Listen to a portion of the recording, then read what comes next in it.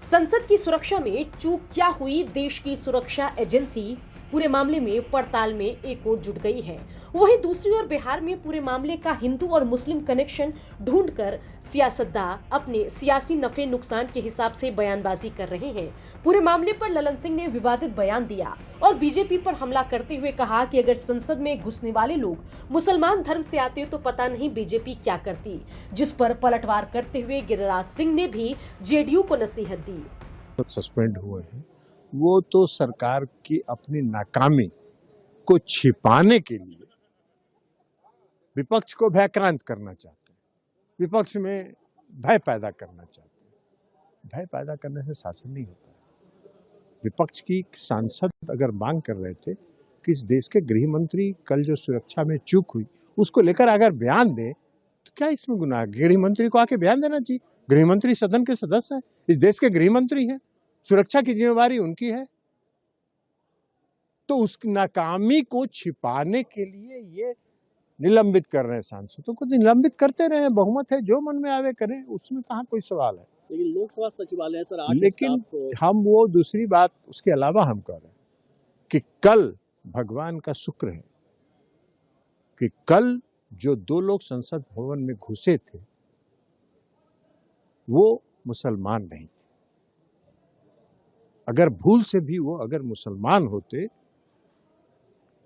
तो आज देखते इन लोगों का पूरे देश में, पूरी दुनिया में क्या तूफान ये लोग मचाते। उसी के नाम पर ये लोग पूरा देश में धार्मिक उन्माद फैलाते। और अगर किसी कांग्रेस की पार्टी के सांसद ने अगर अनुशंसा किया होता तब देखते क्या होता इन लोगों का रवैया। तो ये इन लोगों का काम करने का तरीका है।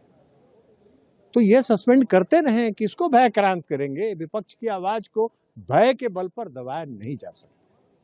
जहां एक तरफ संसद में हुई सिक्योरिटी ब्रीच पर जांच जारी है, वहीं दूसरी तरफ इस पर सियासत काफी जोरों पर है। ताजा मामले में जदयू की तरफ से बयान आया है पार्टी के प्रेसिडेंट ललन सिंह का, जिन्होंने साफ तौर पर यह कहा है कि जो लोग संसद में घुसे थे, शुक्र है कि वो मुसलमान नहीं थे। इस पूरे मामले पर बात करने के लिए हमारे साथ मौजूद हैं केंद्रीय मंत्री गिरिराज सिंह।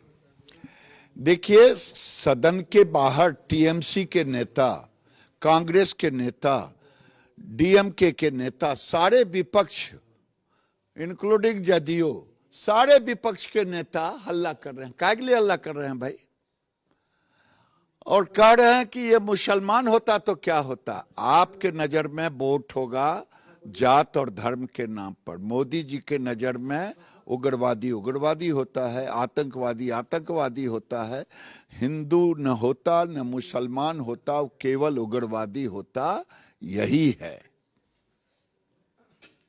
ये बताएं कि आजकल जिस तरह से पटना में और मसौढ़ी में लगातार गोलीबारी की घटना हो रही है, इसके अलावा भी जिलों में इस तरह की घटनाएं सामने आ रही हैं, इस पर क्या कहेंगे?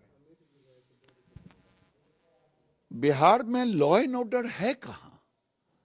ये तो जंगल राज 2 है।